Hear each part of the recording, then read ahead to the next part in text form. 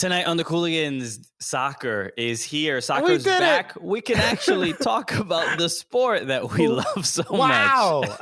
We're back to talking about soccer. And it's not just that, dude. We also got Mo Adams on the show. Oh, okay. Of Atlanta United? That's pretty nice. You know how we do, right? We said we're going to bring you stars, baby. We bring you stars. And also, we brought soccer back. Okay. It was all us, all right? So all this and more today on the Cooligans!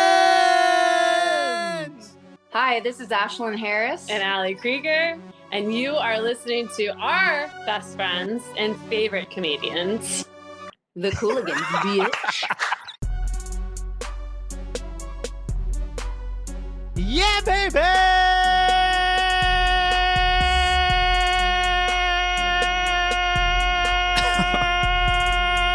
Bundesliga!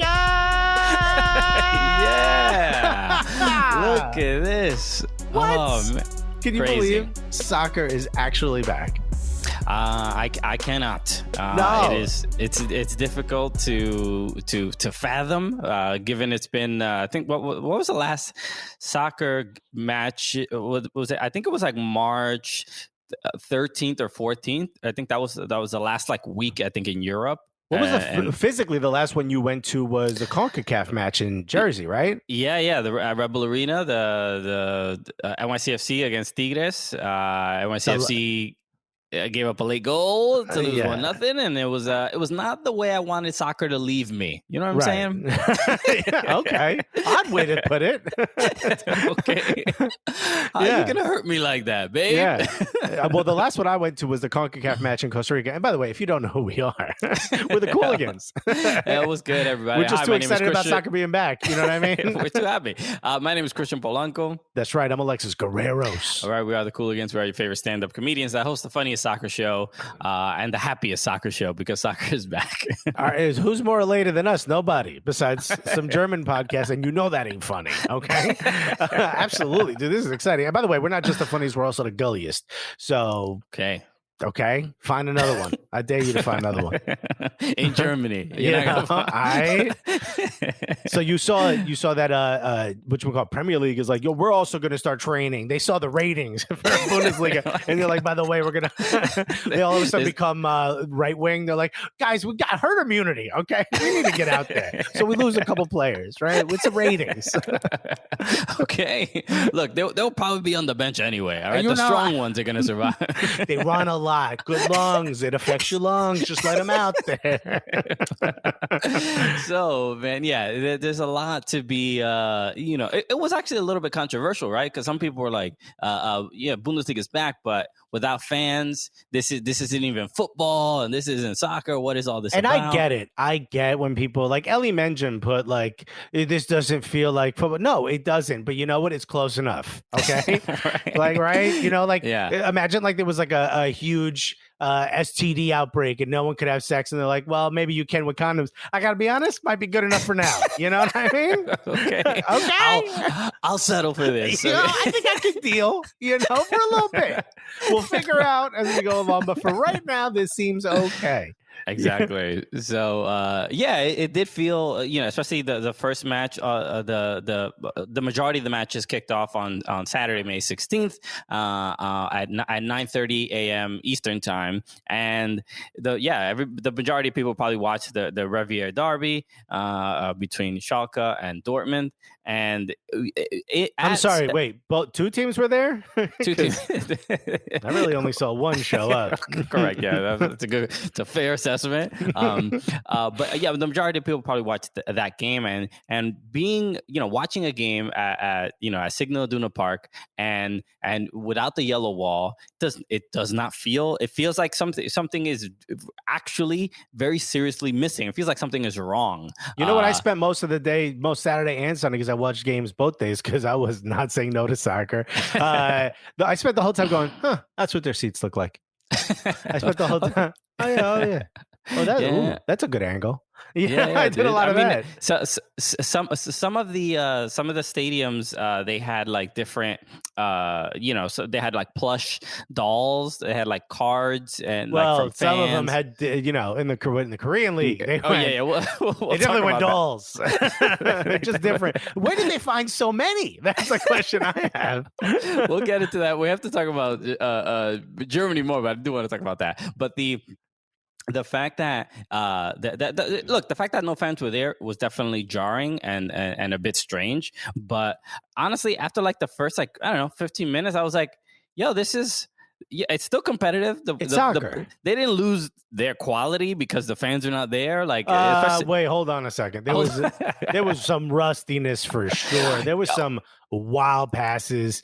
There was some back heels to nobody. At one point, I think at one point someone on Schalke passed to the sideline, like the coach on the sideline, because he was wearing a blue shirt. I'm not even making that up. I mean, okay. So I'll say this, because I think when it comes to Bundesliga, that's a normal game. I don't think it's not to trash Bundesliga. No, I think you're wrong. Bundesliga has like incredible. There was, of course, there was rust, but it wasn't like embarrassing. That's what I'm saying. Look, there were some moments. Look, the Cologne Mainz match, that was like rust plus these are teams on at the bottom of the table. So that's what Norwich versus Southampton. Bayern look fine. They look. Bayern was like, no, we got this. Alphonso Davies also looked really good too, which was nice. Always all the other impressive. Americans, like Gio Reyna starting, and everyone's like, we live tweeted the match. Right? I was like, yo, I see Gio Reyna is gonna start, and we're like, yo, is lit. I put like, yo, Americans, start drinking, it's our time, right? I put my phone down, I make myself a coffee on the stovetop. 4 minutes total. I take a sip, and I go, and I look at my phone, Gio Reyna out, and I'm like, what the fuck happened in the time in which I was making a coffee? What could he have possibly done? Yeah, unfortunate, right? Gio Reyna gets injured during warm-ups, warming up a little too hard, a little too aggressive, too excited to be back. You know what I mean? Damn, it's called a warm-up, not a hot-up. So, it sucks because we wanted to see Gio Reyna against Weston McKennie, and we want to see Gio Reyna do anything. It'd be nice, especially since he was supposed to, this summer, already be. I think already this the international matches for the U.S. were supposed to happen that were going to be in Europe. They were going to be against who were they going to? I forgot who it was again. I think it was like not France or Netherlands and somebody else. So we were going to see the new blood. Like, we're going to see Gio Reyna in there, obviously Serginho Dest and everybody. We were going to see what the future of the U.S. men's national team was going to look like and all this other stuff. And oh boy. And then people were making jokes. People were making jokes about Gio Reyna being exactly, just like his father. Oh, Matt Doyle crushed it. He put, all you kids get to see what it was like to be a fan of Claudio Reyna, because apparently he would get injured during really important matches as well. So shouts to, hey, look, apple trees make apples. You know what I mean? So look, obviously, it really, really amazing for soccer to be back and see professional matches. And we're excited to see more of it. I mean, we were on Twitch calling the game between Eintracht Frankfurt and Mönchengladbach, and we're going to be doing more of that. So we got Mo Adams coming up. And we got Mo Adams coming up. So right now, actually. Well, right after this. We'll be back with Mo. Hey, everybody. Thank you so much for listening to the episode. I just want to break in with a word from one of our sponsors, us and you and the family we've now created around us, Gully Squad. Exactly, and we want to give a shout out to Kyle Knight. He has been a fan of the show for a long time, and very much part of the Cooligans family. And we're gonna want to give him a shout out because his father just passed away, Roger, and it's there's something we talk about this often.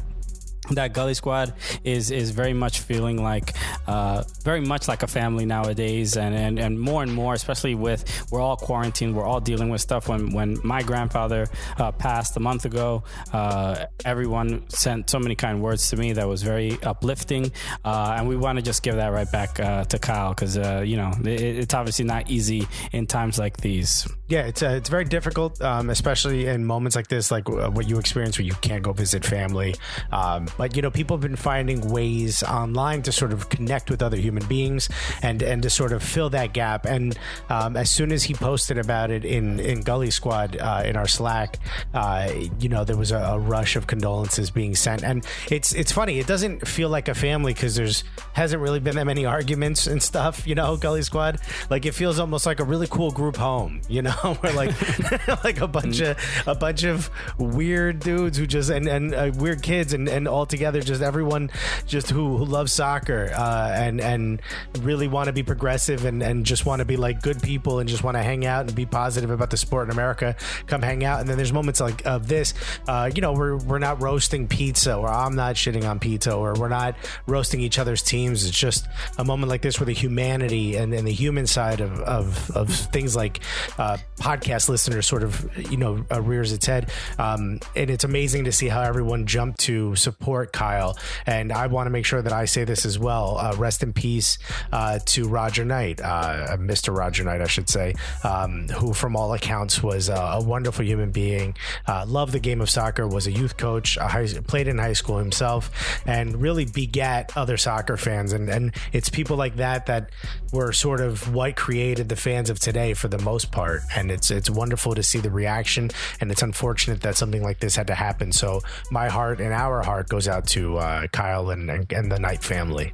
Yeah, all we can do is, hopefully we can keep that memory going forward, and maybe we can create more fans of soccer, or make fans of soccer care about the game more deeply. Probably it was similar to what Roger did. So we could have Cooligans babies and who love soccer, and then go on to win the World Cup, all because of us. Who knows? Yeah, and just like him, you know what? He didn't, from all accounts, from what Kyle said, he didn't go out and make plans for his death. He went out and lived his life after he found out that he was sick. And you know what? That's the best advice that we could all do, is go out, live life, and just like he, be gully as fuck.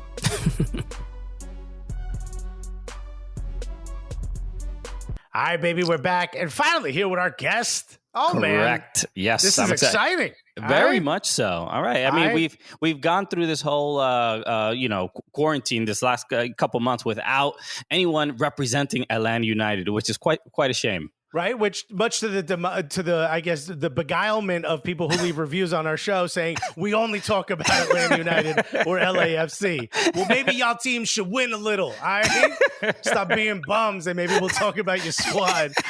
But this dude, all the way from England, from Nottingham, all right, which I thought was just in books. I don't know that was for real, right? I thought that was just children's stories, but turns out it's real. And this dude has done a lot in his career. Right now, he plays for Atlanta United, but in the past, he's played for Boston United. So he started his career right here in the Northeast, right in America, right? Okay. I'm pretty sure it was a different Boston United. Went to Reading, Chicago Fire for a hot minute, where he got to hang out with our homie, DJ Step. And now he's playing for Atlanta United. Ladies and gentlemen, unless you're driving, put your hands together for the one, the only, the perfectly faded haircut of man like Mo Adams. I appreciate it. What an introduction, man. Thank you so much. Well, thank you for representing, rocking the England tee. I appreciate that. Right? I had to do it. I heard you were coming on, and I happened to get one that fits my slightly bigger frame. You know what I mean? Some of y'all Europeans come in some smaller sizes than we do here in America. A little bit tight, Yeah, fit over there. I'm looking at your haircut, and I'm like, the envy, the jealousy. It's really, it's not even about your athletic ability, your physical it's just the successes you've had. It's just a fade right there. It's just the perks of having a friend that cuts hair. We'll just sort you out whenever you need. My wife at one point was like, "Let me try the fade." I was like, "If you come near my hair with that buzzer, it's over." All right, Mo. So thank you so much for joining us, man. I guess the first question is: I know that this is the first time we've had a player since since training began, since those individual workouts began in Major League Soccer. How does it all work? And how excited are you to be back? And how hard is it to slide tackle 6 feet away from another player? Yeah, very tough, very tough. No, I'm absolutely excited, very thrilled to kind of get back in the role of things. It's been a while since we've seen our teammates and kind of got involved within the training facility. But no, it's very structured, like you said. The moment we kind of enter the training ground, there's a kind of member of staff who gives us like a designated parking spot, and we have to stay in the car with our masks and our gloves on. And each player has to do that until their name's called, and then you get escorted basically to the front of the training facility. They check your weight, check your temperature, all that stuff. And then they kind of escort you to a part of a field where you kind of remain for the whole session. So like I said, it's not ideal. You're not allowed to pass a ball to your teammate and stuff like that. But we're just trying to get as much as we can in during this time. But more importantly, it's good to see the guys, see the coaching staff too. So it's fun to, get out of the living room. I think I've had enough of the Zoom calls right now when you're spinning on the bike and doing pickups in your living room, trying not to break anything. So it's good to get out. So you can't really communicate with your teammates, and you can't pass them the ball. So it's cool that we're using the Zlatan Ibrahimovic rules. Pretty much. Okay. Well, all Stay right. in your car until you're ready to train. Right. These are all the Zlatan rules. Yeah. Every shot taken is from the middle of the field. Yeah. I don't know if we score as much as him, but yeah, we try.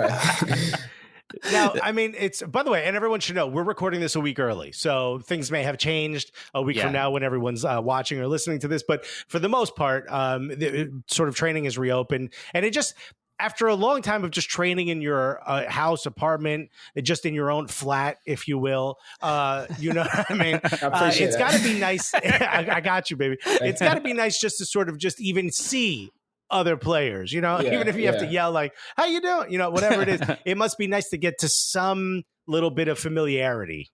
No, 100%. Like I said, even though we're not physically in contact with each other, it's good to kind of see someone working out besides you, pushing you. Maybe sometimes we're doing a bit of runs, and you kind of want to keep up with the guy who's kind of leading, whatnot. So no, it's definitely great. It's good to get out of the house, of course, but it's finally the start of kind of seeing the light at the end of the tunnel right now. Instead of literally just being stuck in the house, being told not to go outside, not to do anything like that. So just to be back on the field, see the guys train, compete even in some way, it's what we all want. And to talk about Atlanta United a little bit, you are new to the team. What was it like when you found out when you were going to go to Atlanta United? I know when, at least for us, when we obviously started covering the team and started going there, and obviously the fan base is unreal. It's like the fact that it was a new team with that kind of support was surreal. But they really show a lot of love to their players, even if you've been there for 15 minutes or whatever. Right. So what's it been like since you've been in Atlanta United member? It's been incredible. I kind of knew I was going to get traded during that transfer window. There's been talks of clubs, whatever. But when I found out it was Atlanta United, I was over the moon. I think, that's one place you kind of want to go to, of course. And thankfully for me, I was able to make my debut the following day after I'd signed. And just, I've played in Atlanta before, and it's different when you come in as an opposing player than when you actually play for them. And, of course, it's an intimidating atmosphere, but when you actually play for Atlanta, you've got this whole fan base, the whole crowd behind you, and you actually realize how noisy it is. It's like a 12th man, right? It's like you got an advantage. And I remember when I was stepping on the field to make my debut, the whole crowd is just like chanting my name and stuff. I was like, this is wild. This is how you guys do it here, I'm like, what? Yeah, so, you already got a song for me? For me, I just got here. The ball.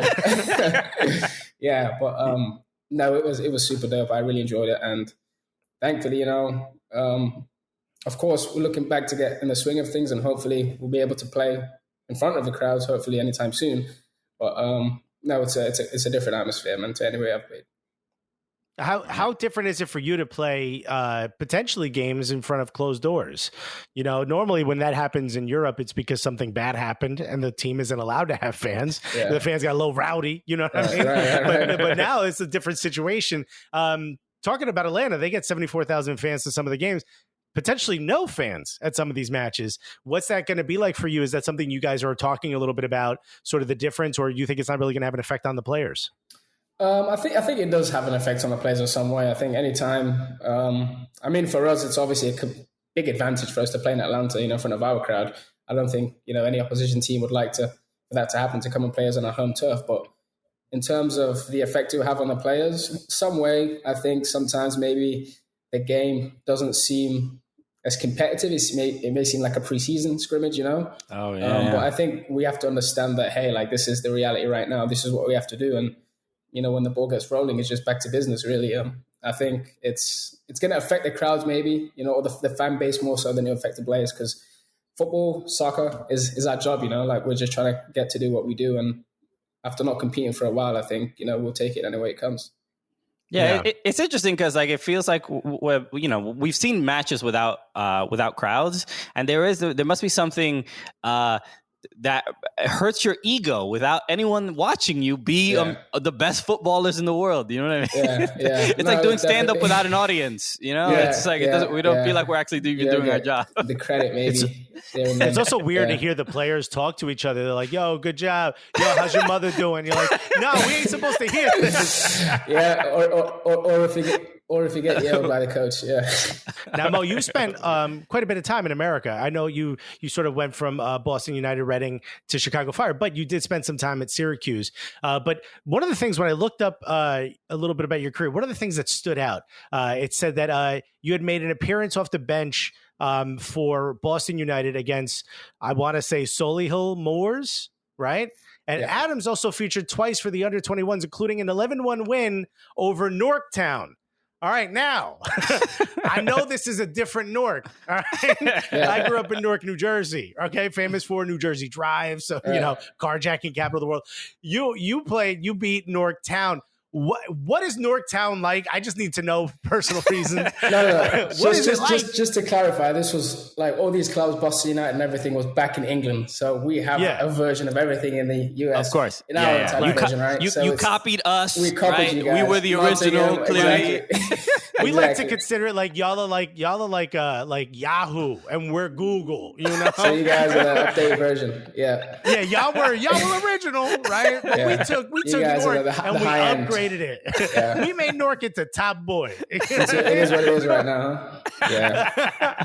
No, I think anytime you play against someone and beat them 11-1, it's a memorable game. It's a very fun one, I think.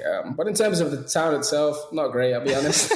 We're just there to get stuff done, and we're trying to get out as soon as possible. Pretty similar then. Yeah. It was such a bad number, 11-1. I was like, it hurt me, and I ain't even from Norktown. I think it hurt us more for them scoring one. Even I think when you kind of beat Team 11, but Newark, New Jersey is. Newark, New Jersey is the 11-1 of cities, if you know what I mean. You know what I'm saying? Damn right. And we're proud of it. There you go. There's only 2 Newark. Anyway, but talk about a little bit about your youth career, sort of coming up a little bit in the youth system in England. And then what was it like to make the transition to America? We've talked a little bit about this with Jack Harrison, who was at the Manchester United Academy and then switched to a high school here in the U.S. What was that switch like? What's the difference in soccer? What adjustments did you have to make? Adjustments are different, of course. I think there's a misconception in the UK that if you go to university, you're kind of giving up on football, right? So, because in the UK, you can only take one route, the football route or the education side. There's no way of kind of doing both together. So when I first heard of this opportunity to go to the States, because I was close to signing a professional contract with Blackburn Rovers, but due to injury, it got taken away from me. And I heard about, going to the US on a scholarship. And I just thought it was, you're going for education and football was a bonus. Maybe it's not as competitive as someone might think. But after doing a lot of research and seeing guys before me like Jack Harrison and Dom Dwyer and all these guys, and to see what they've carved out, from the opportunities they had over there, kind of opened my eyes. And after doing a lot of research, I figured out I wanted to play in the ACC, which was, one of the most competitive conferences, of course. I played a showcase game, got a lot of offers from universities, and that's when I actually reached out to Kristen. I was like, hey, man, do you know much about universities in the US? If so, where's good to go? And then I committed to Syracuse, and I didn't really know much about the States and how big the country is in itself. Because when you're in England, you're in this small bubble where you can go from top to bottom in the space of a 5-hour drive. So I'm thinking Syracuse is called New York's college team. I'm thinking I'm about to walk past the Empire State to go to class. You know, like a yo, thing. what's up, Jay-Z? I'm all to soccer, bro. You dap up the Statue of Liberty and then you get to class. That's how I thought it was done, right? But when I realized I was 4 hours north of New York City, I was like, damn. And with the code and everything. But, I was fortunate enough to attend a good university, play for a good team, and, do what I had to do over there in order to get me to where I am now. You were essentially in our Scotland. Basically. I was that high up, right? Yeah. And we don't understand that. No. Different lingo. What is, as far as college soccer, isn't, I don't definitely watch too much of it outside of like the national like championship games, but isn't the schedule really strange and things are like weirdly compact? Like what's it like just day to day being a college soccer player? Yeah, it's different because, when I was playing in academy, for example, at Derby County, I would go in at like 9 o'clock and I'd be out the door by trainings, let's say like 11. I'll be out the door by 2 o'clock. So it's not an extremely long day, right? But when you go to college, you realize, okay, maybe you have a lecture at 8 a.m. and then you have a bunch of classes that will take you up to 2 o'clock. And then you have to grab food quickly. You have training at 3:30 to 5. And then you have tutoring and then you have some homework to do. So that part of it was kind of stressful in some way because with such a condensed season, I think it's a 3-month season and then you can play maybe 18 games if you have a really good season, including all the playoffs and the conference games, and if you go to national tournament and stuff. So I think having to balance and have that time management of understanding that you're there to play soccer, but at the same time you are a student and you do have obligations of completing homework on time and all that kind of stuff. Maybe studying for a final. So that was kind of tough for me because all I knew was in England was kick a soccer ball, go home and have some fun. Yeah, algebra. What's all this? Exactly. Like, this ain't my type of thing, I don't need a diagram of sense. I need to learn how to count my money. Exactly. Do the college soccer players get as much respect as some of the other athletes in the other sports? What? Because I know in England you're a footballer and especially when you're in academy. Yeah. I'm sure you get respect anywhere you go. No, of course. But then all of a sudden a linebacker shows up who's 6'5", 300 pounds, and runs a 4-4. And they just walk by you, right? Yeah, exactly. Maybe you don't need to know who I am. I think that was kind of evident when I was on my visit, and then I was lining up to go into the bars, right? And I see all these like tall ass like football, basketball players just dab up the bouncer and walk in, and I'm just like, are we supposed to walk in, or are we just like waiting to get like our IDs checked? You tuck in behind the linebacker? Exactly, trying to sneak in. Yeah. That's my for me, dude. Block that's my, that's my fullback. He's good. Yeah. He come in. No, but I mean, of course, Syracuse is a huge, basketball school. They've got, great history and stuff like that. And for us, it was, I think the fact that the soccer team was good and we were consistently going in far in the national tournaments and stuff like that, we kind of got the respect. And for me, thankfully, I was able to win like the school rookie of the year. So that kind of got me some respect. And I managed to win the bars for free, after that. So there you go. There's a carry that trophy around with you. Exactly. You're like, oh, what do you mean it's extra for guacamole? Look at this trophy. Yeah. What'd you say now, though? Put the guac in the trophy. Yeah, we good. Right, get it in. Yeah. I remember we did meet you very briefly while you were with Chicago Fire. We met you at the draft. I believe a year or two prior. You were shaking hands. Kissing babies, the whole thing. You were doing exactly. All these babies. But I'm curious about your time with the Chicago Fire. You were drafted by them. Chicago is just like a very interesting club because just obviously the stuff that was going on off the field and the difficulties of obviously where they were going to play, and obviously they moved to Soldier Field. Being a part of a club like the supporters for Chicago Fire are some of the most deeply passionate people. I know people get frustrated at Bridgeview wasn't always full, but the people in the supporters for Chicago Fire were just incredibly passionate about the club. So what was it? You have to care to go to Bridgeview, right? Yeah, without if you're gonna make that drive, you got to be passionate about it for sure. So being a part of Chicago Fire, even with like some of the drama, what was the experience like with the team? No, I thought, I loved my time in Chicago. And if you would have told me, when I was in England 2 years from now, when I thought my dream was over in England, that 2 years from then I'll be playing in one of the best cities in the world for Chicago Fire and MLS alongside one of the greats of all time, Bastian Schweinsteiger, I would have told you to do one, like for me, it was, being drafted in Chicago and then going in, they took me in with open arms, I think. And they're very passionate about their team, of course. They've got a great tradition and passion. The club was extremely successful in the past, of course. But they stuck by us, I'm not going to lie. We weren't a great team at times. We missed out on the playoffs for consecutive seasons. But they never kind of, looked down on us or kind of gave up hope, I think. And they're extremely loyal. And, I remember when I got traded, the messages and the support that I got from them. And I still do, I still keep in contact with some fans. And I think the club is heading in the right direction, of course. I think this move to Soldier Field is going to be great. The stadium is pretty much downtown. I think going all the way to Bridgeview was tough, but, the fans still made that trip, in the freezing cold to support us.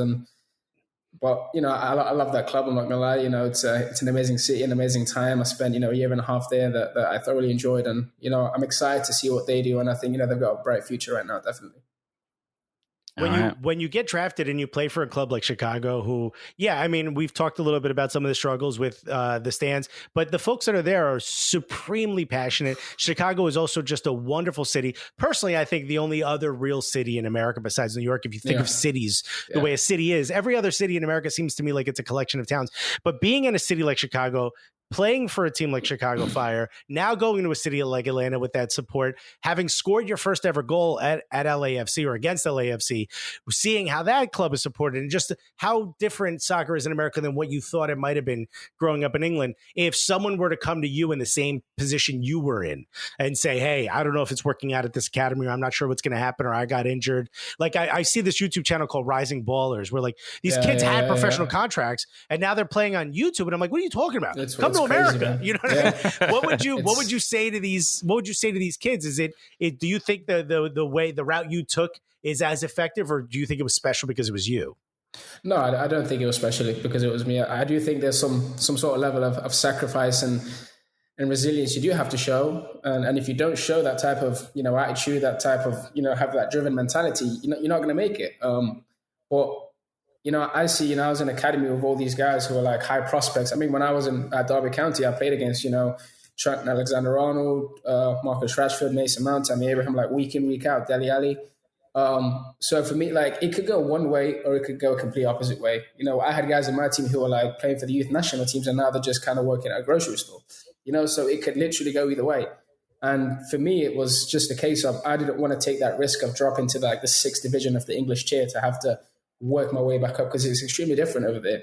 Everybody looks at Jamie Vardy and see like what he's done from non-league to the Premier League. But in all honesty, it's kind of a 1 in a million chance for everyone to do that, But and he won the Premier League. As an Arsenal fan, could we not bring it up? Okay.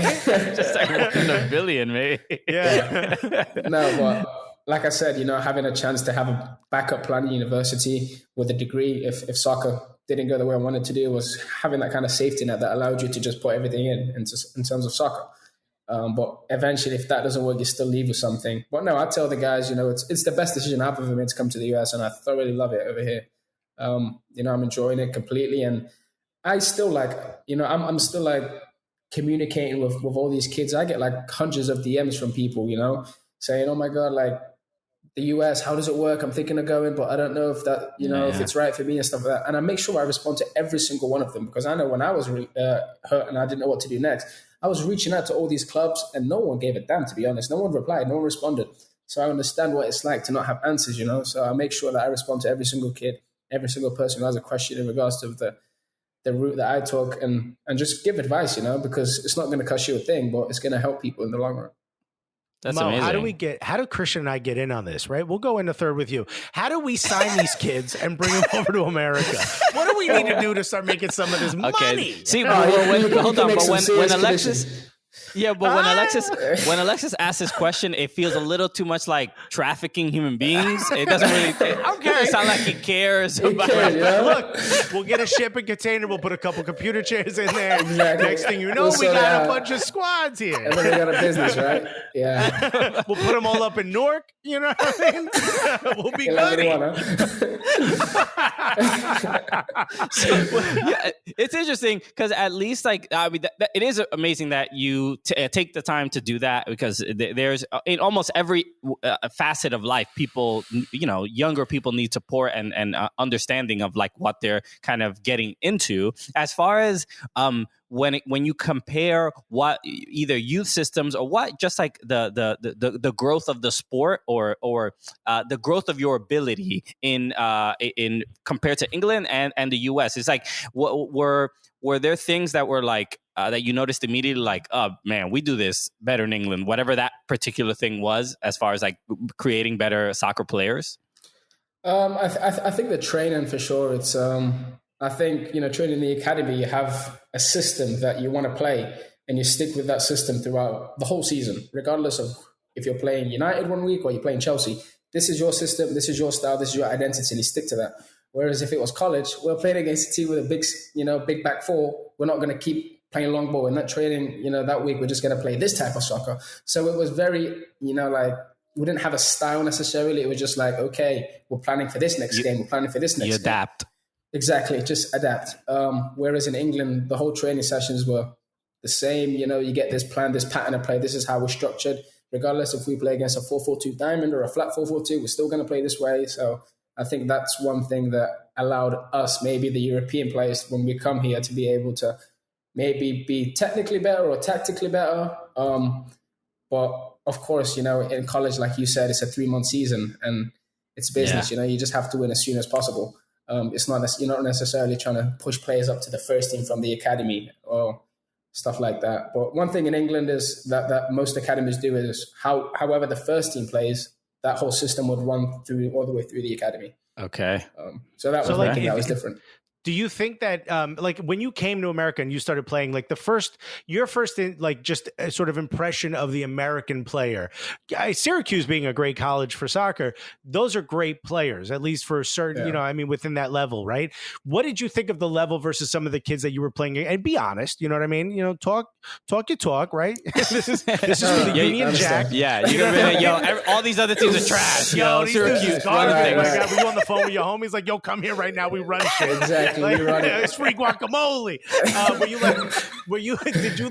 What did you honestly think of the American player? Be dead honest. No. I mean, the demographic and the way, Americans, they seem to be so much bigger, right, than us Europeans. I was playing against people who were like 6'5", and I'm like, damn, man, are you playing like soccer or basketball? Like, what is it? You're in the wrong sport, bro. Exactly. No, but I'll be honest, it's extremely physical because, of course, you come in as a freshman and you're playing against seniors and stuff like that. And one thing that I never understood was the substitutions. In college, you can come on, literally sit down for 5 minutes and you can come back on. So I'm having these kids come on with the last 5 minutes and they're full of energy and they're just chasing like crazy, Whereas in England, it's like 3 subs, if you're off, sit your ass down and you're coming back on, So it's that's one thing. You're like, what's in that Gatorade, my guy? Yeah. I know with things starting back up, schedules could be a little hectic, so it means a lot to us that you would come on and hang out with us. We talked a little bit about sort of your career coming up to America, getting selected, first of all, Generation Adidas, getting selected in the draft by Chicago Fire. In that moment, does it feel like sort of the decisions you made to come to America sort of worked out, or did you still think like, no, there's more to prove? I think you always have to have the mentality there's more to prove. I think the moment you realize or you think to yourself, okay, it's a goal that was achieved in the process of me becoming the best version of myself, right? But I never thought for a moment like, okay, this is worth it now. It's a good thing I came to America, I do think, there's a couple of things I need to do in order to say that. I'm currently finishing off my degree. So once I graduate, I could say, okay, the whole college process was done. It was achieved. Yeah. But until that's done, I think, I'm still working towards that. But no, I think you just have to stay hungry, stay humble along the way. And there's always more to strive for. What are you majoring in? Sport management. So business administration with like a focus in sport. So, yeah. See? This is the perfect guy to start bringing these European kids in. Exactly. I got 200 DMs of potential clients. That's like 1,000 each, huh? Yeah, let's get it, yo. We'll take these kids. We'll show them what fried food should really taste like. We'll show them what pizza should really taste like. Right? Yeah. when you sort of look at some of the players like Jack Harrison who've used MLS as a springboard to get back into Europe, I know you've just started your career here in the U.S., but is that something that you've looked forward to? It seems like you're really happy here in America, as you should be, because we're amazing. Like, what is it? Where's your head at? What are you looking for long term? No, like I said, I'm thoroughly enjoying my time in the US. I love it out here, of course. But, never say never in football. You never know where your career could potentially take you. And, it's a dream, of course, to play back in Europe. It's something that was so close to achieving, back then. But I wasn't able to do so, unfortunately. But, no, it's definitely a goal of mine. And it's something I think nowadays you see more of it, players from the US going over to Europe, whether it be Alphonso Davies or Tyler Adams or, like you said, Jack Harrison. It kind of just opens the door for us, and it's becoming more of a trend now, which makes it very realistic for players. If they do well, people are watching you.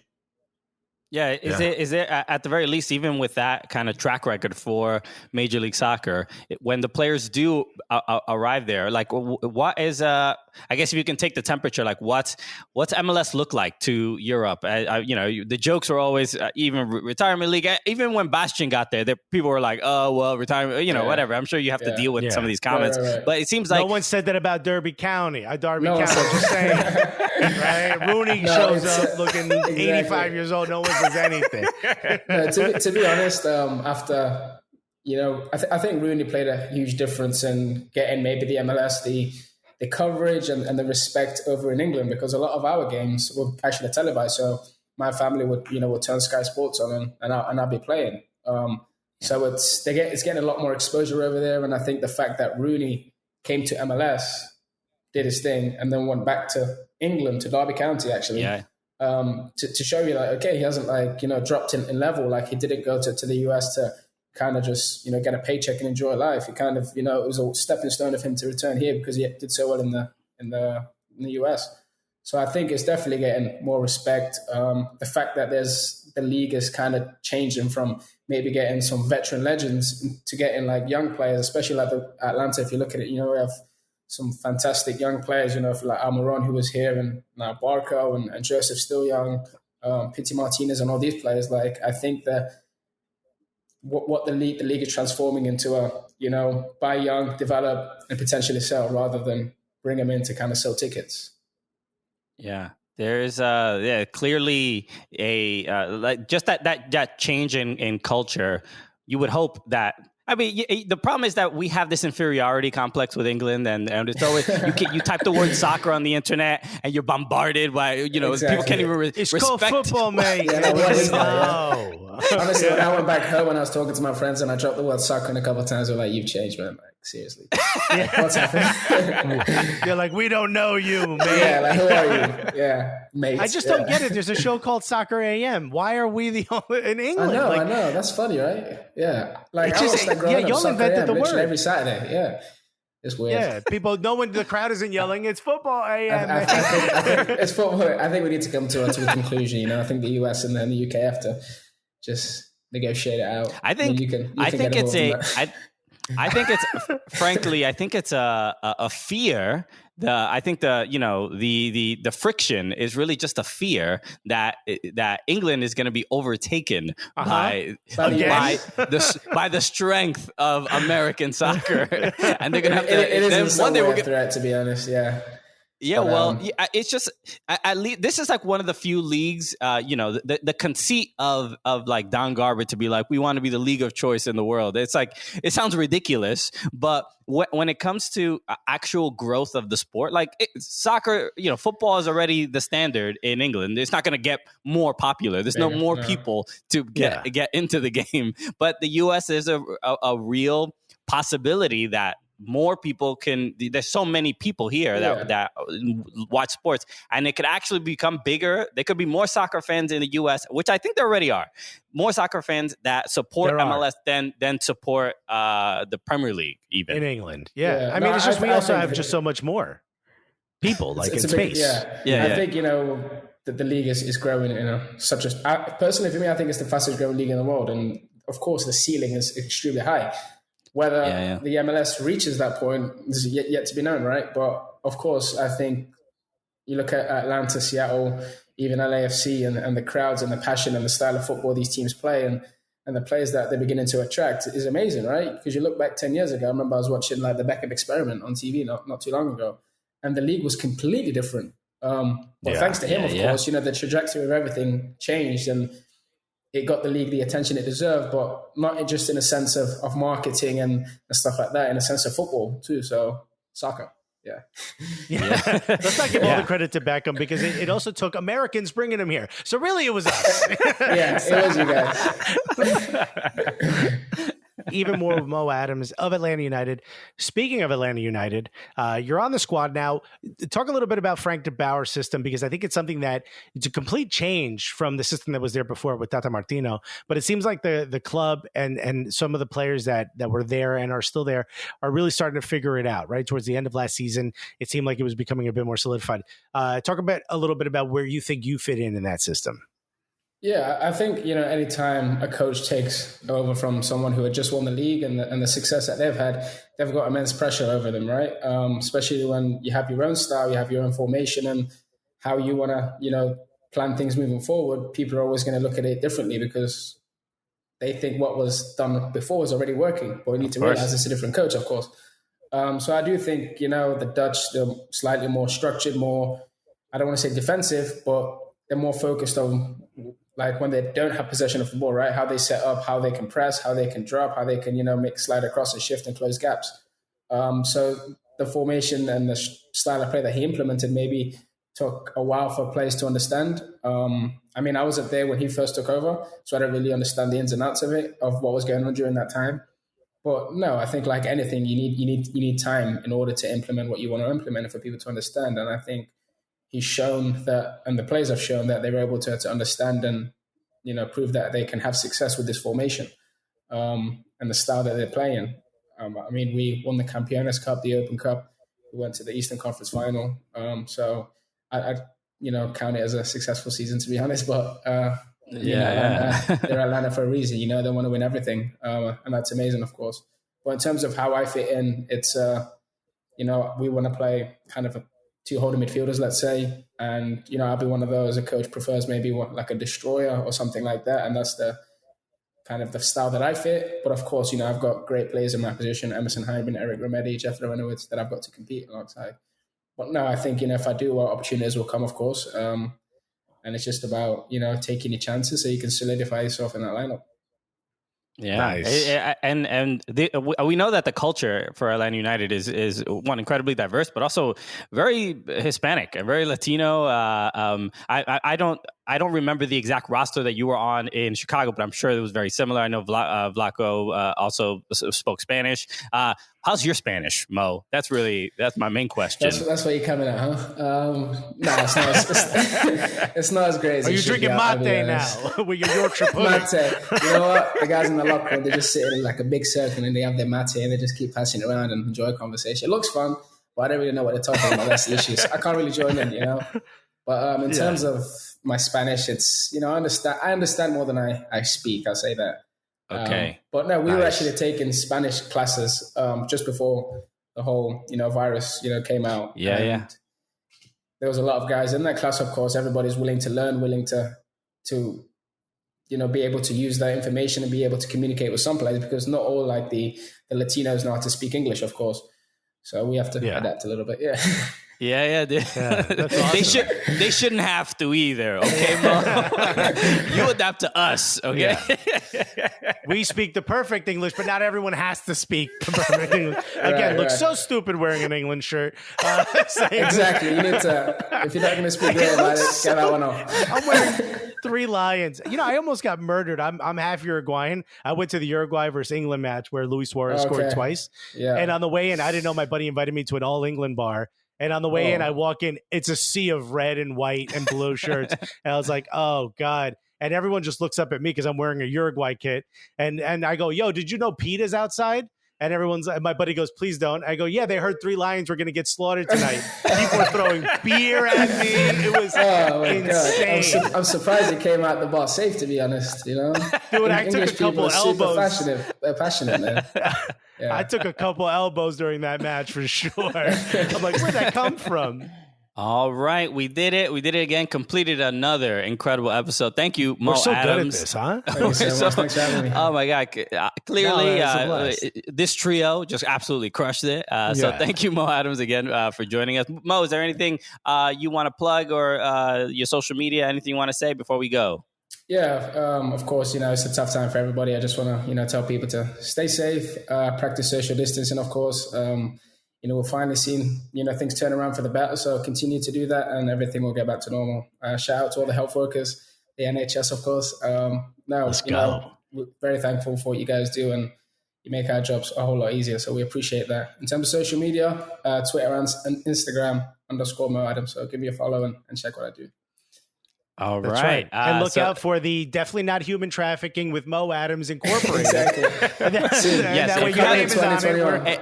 Yes, if you LLC. Very limited liability corporation. Okay. So Mo, we always end the show as we normally do. So again, thank you for joining us. So for Mo Adams, my name is Christian Polanco. I'm Alexis Guerreros. And together, what are we? The Cooligans! Yes! Well done, brother.